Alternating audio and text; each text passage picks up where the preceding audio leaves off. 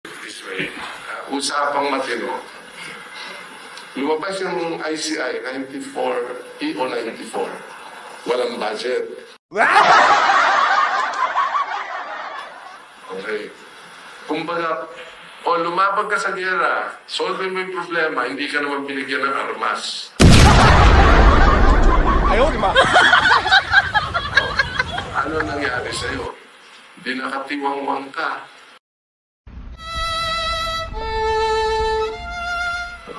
You cannot defend yourself. No.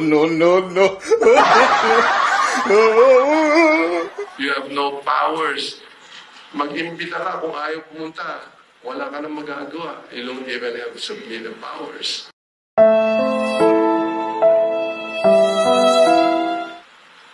Gusto mong huwag paalisin ang isang tao. We don't have that.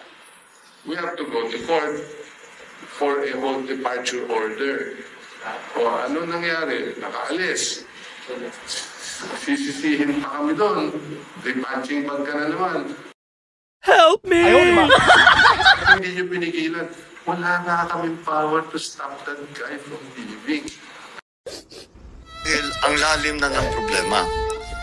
Ang nais ko talagang malaman, paano ba tayo umabot sa ganito? Paano nga ba? Pakulong nyo yan, yung kurakot.